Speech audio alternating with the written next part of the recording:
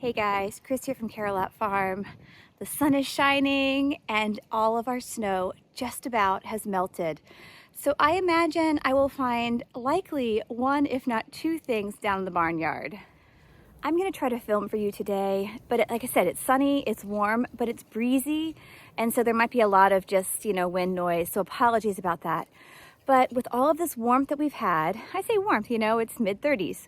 I expect we're gonna find a lot of mud and possibly some puddles. So that's the unfortunate side of the thaw after a snow. So, the barnyard, it's a little muddy, but it's not too bad. I actually thought even the front of our barn would be a little worse off than this. So perhaps it won't be too bad today. The upside to having a windy day like today is it will help to dry the mud, so that's a plus. You can see though just how gross and muddy it is along the fence line. This is where I feed the boys. So like I had been doing in the snow, we're gonna walk a little farther down and hopefully find a little more solid ground to feed them on.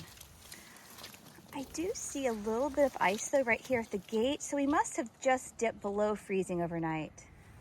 Yeah, we definitely did have some freeze. I am actually surprised. I thought it was well above freezing all night, but this is the shaded side of the barn, and so it has not yet received any morning warm sunlight. I will continue to feed Sweetheart in our covered feed lot, and Snuggles will continue to eat out in the field. It's been working really well, and I see no reason to mix things up now. Now, the other day, I was letting Sweetheart in, I was trying to film, and I had a bit of a blunder because I wasn't paying attention. Snuggles kind of like bum rushed the gate. She got through, which wasn't the safest thing. It was not my best moment. So I'm gonna put my phone down. I'm gonna let Sweetheart through, close the gate safely, and then we'll get back to business. I'm happy to say Sweetheart came through nice and quietly. And look who is patiently waiting at the gate. She did not come rushing up. She actually stood back and waited, so that was really good. This is working well for us. During inclement weather, I had been putting her food in the run-in, but on a day like today, when it's sunny and dry, it's just a lot easier for me to slip it under the fence, and that way I can drop feed for Sweetheart and Snuggles in one foul swoop here. I can see that my back trough did freeze over. It actually must have gotten colder than I expected. I really thought it was going to stay above freezing all night, so I was wrong, fooled me. But you can see the horses have not broken through this ice in the last few hours, I would say, because it's a pretty solid sheet. I'm going to bust it up now, and I think in just the next day or so, we should have a second de-icer coming, and we'll bring a red tub here to replace the gray trough because I don't have a proper de-icer for this style trough. I don't know how much this helps or not, but something I do as I walk around the barnyard that's kind of like semi-frozen, semi-muddy, I'm trying to be careful not to step in like the same place twice. If you continue to follow your same footprints and your same track, it'll just get muddier and muddier. And so I'm trying to take different alternate routes and stepping on solid ground here to avoid the mud there. So that's just one little helpful hint I hope you find works for you. I am happy to see that all of the snow has melted off of the rooftop because that means that the drippage is over and our black mats can begin to dry out. So that's always really good from a safety standpoint. There are two areas here around the barn that tend to have puddles. And the first one is right here on this black mat. There's a low spot. So let's remove that hay and see if we don't have standing water. Well, another pleasant surprise today. There is not standing water on this low spot. Today is proving to be a really interesting day. It's not at all what I thought. I thought I'd find standing water here for sure. I thought I'd find ankle deep muck all over the barnyard, which has not been the case. So it's just a really fun morning, and we'll have to see what other surprises we find. I am going to put one of my flakes of hay out in the field for the horses. It feels pretty nice here in the sun, although it is breezy. I'm going to put some hay out here for them, encouraging them to come out. I've actually seen that they've been out and about this morning trying to chase a little bit of grass and graze. So that's good just because it's getting them out of the barn. But I am going to put one flake back in the barn like I had been doing. I know Lady spends a lot of time just hanging out in the stalls, And even if the boys were to duck indoors, I want them to have something to nibble on there too. So one flake outside, one flake inside. Here is a look at those little teeny shoots of grass that the horses have been trying to chase and graze upon. They've been uncovered now that the snow has thawed, but we really do want to pull the horses off of a field like this just as soon as we can to give it time to rest and recover. Because we have so little grass, which is not uncommon for this time of year on a horse farm, the horses are very eager to come over and start munching on the hay just as soon as it comes out and is available. You know, Shenanigans here, he's digging in. I haven't even spread this pile. So it's really important to make sure your horses have hay in the winter. I have just finished cleaning out the first of my 2 stalls here. And I don't know if you can tell, but the majority of the bulk that I just scooped out, it's old stemmy hay.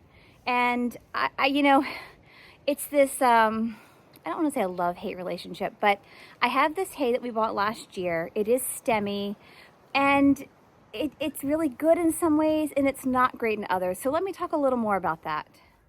Last winter, we had a couple of big snowstorms in like January and into February, and we didn't see the ground for weeks, it seemed like. And so I fed a lot of hay. And that meant I was running low. And so late winter, we bought a big shipment of hay, and that is what this is kind of the remnants from.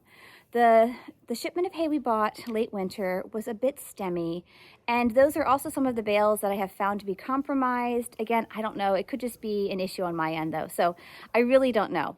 But that hay being stemmier provided not only, you know, plenty of forage for the horses because they were hungry last winter, they ate on it, but what they didn't eat and what they're still continuing to not eat becomes really great footing on these slick spots, and it even becomes bedding in my stalls. You know, what the horses don't eat, I then use, and that makes a really warm place for them to lay upon.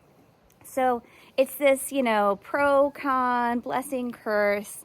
They're not efficiently eating it all. They're wasting a lot of the hay, but it's also then very useful. I guess what I'm trying to say is when life gives you lemons, make lemonade. When you find yourself with stemmy hay, put it to good use. So I don't know if you can tell, but I have taken all of that old hay that was on the black mats, and I've scraped it off, and I've set it right here in front of the mats. The horses like to do a lot of laying and napping right in front of my barn area. Sometimes they're on the mats, sometimes they're on the ground right here beside the mats. But I'm gonna be spreading the hay that I no longer need for traction because it's sunny, it's dry, and I think we're gonna have maybe 4 or 5 dry days coming up. So I don't really need this old hay on the mats right now. And so I'm gonna put it here and just kind of begin to build that barrier there. And the horses will have yet another place to lay down that isn't quite so mucky. I saw Lady just yesterday. She was having her mid-morning nap over here on one of these 2 hay piles. So, you know, when given the opportunity, horses really will seek out a warm, dry place, and I'm sure they'll make good use of the straw/hay here in front of the barn. One little thing I will note, though, about spreading the hay here in front of the mats where it's a little muddy, this area will not get as much sunlight and it will not dry out as well with the straw there. But as winter progresses and this bed of, you know, I say straw because it's just so stemmy, but as this bed of hay continues to build, it will then kind of sit up above the muck. And even when things freeze, we'll still have this softer, warmer place for the horses. As a horse owner, there really isn't a right or wrong way necessarily to go about doing just about anything. And so what I'm sharing in my videos are my personal preferences, things that I have found that work for me and for my farm and my horses, but by no means is it like the right way to do things. So if what I'm doing doesn't make sense to you or it doesn't seem like the right thing to do, follow your own gut, absolutely. I'm just sharing with you the tips and the tricks that we find that work for us. And like everything, you know, take what you want, leave what you don't. And I hope you find it interesting and informative to see how somebody else goes about something. But I just wanted to mention that because I am not trying to pretend to be an expert. I'm just sharing the way in which I go about caring for my animals here on the farm. One last thing I want to mention about using leftover hay or even, you know, straw for bedding If you have a horse like I do who has asthma, this might not be the best practice. My mare, though, who has asthma, she is in a completely separate field. She has access to a run-in that does not have bedding in it, and it's open air even more so than my stalls. But if you have a horse who has a compromised airway, this building of old hay could cause a flare-up. And so just be really mindful, extra vigilant, and look for signs of a flare-up, because there is the likelihood of more dust and such that is building as this old hay accumulates. You can see here Shenanigans is still working on this flake of hay, and he's made a nice little hole down to the bottom, and he's still picking through, looking for the more tender stuff, maybe even the little seed heads. Now that Snuggles here has done a pretty good job working on that flake of hay I put out, and Sweetheart is finished, I'm going to turn her out. But I do like to give Snuggles a head start, because this is her primary flake of hay for the daytime hours. She'll get more this evening. And so Sweetheart comes out and just helps her to finish it up. But Sweetheart gets the bulk of her forage by her soaked hay pellets. I was just telling you that, this is the primary hay for Snuggles in the morning hours. Well, when I turned Sweetheart out, she immediately ran Snuggles off. And Snuggles is just here on the periphery, so I'm going to actually take some of the hay that's still kind of right here by Sweetheart, and I'm going to spread it out even more so, because it's really important that Snuggles gets her fair share of this hay. So let me do that. Success. Snuggles now has her own little pile. Now that everyone has been turned out, the last thing I need to do today is pick back by my run-in where Sweetheart and Snuggles have been. I haven't picked back there for a few days. Again, it was really frozen and snowy. And so today is the first day I'm getting back there in, I don't know, 2 or 3 days. So there's a ton of manure, which means my already fairly full wheelbarrow here needs to be dumped. So I'm going to dump it, and then I'm going to head to the back, because there's probably close to a full wheelbarrow load back there. So much to do after the snow. Rocky is so cute. He's walking in with a mouthful of hay. He's multitasking. I was telling you that I have not picked back here for the last couple of days, and there is so much manure. The girls have even gone to the bathroom, some in the run-in, which they don't usually do. Even when the ground is not covered with snow, the horses back here still prefer to go to the bathroom right at the back of the run-in. Rarely do they go in the run-in, and on occasion they'll go out in the field, but they still come over here. They're creatures of habit, and so the concentration is almost always right here at the back of the barn. Earlier today I was saying I was wondering how many puddles we might find. Well, this is the second area here at the farm that tends to pool water. It's at the back of our run-in, and we know we have this drainage issue. We just haven't gotten around to remedying it yet. So this is really mucky, but it doesn't have as much standing water as I thought it might still have. So again, that was a little bit of a surprise based on what I was expecting to find. It's no real surprise, but picking back here is taking me a pretty long time. I've been at it for, I don't know, 20, 30 minutes. I have finished picking in front of the run-in, inside the run-in, and I still have, let me show you a little bit more. Well, I'm finished. It took a long time. I'm a little tired. The last thing I need to do now is push this behemoth of a heavy wheelbarrow through the mud, out of the gate here, without the horses getting through. Wish me luck. But the one other thing before I depart that I'd like to mention is, in this back field, let me step forward. Because this side of the barn does not get as much sunlight as the front, the snow and ice will remain up on the rooftop and then slowly melt and drip much longer than the other side of the barn.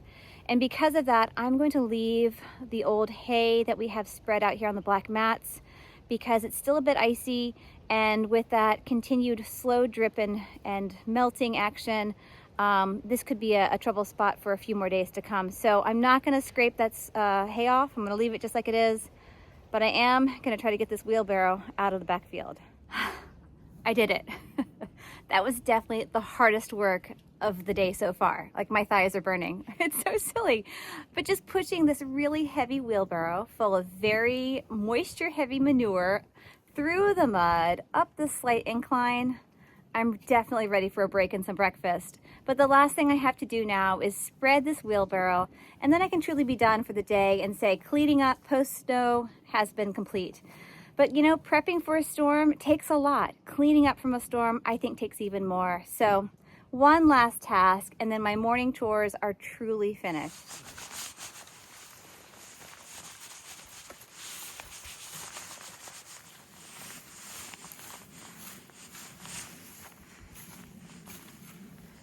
Thank you so much for joining me today as we work around the farm to clean up post-snowstorm 2.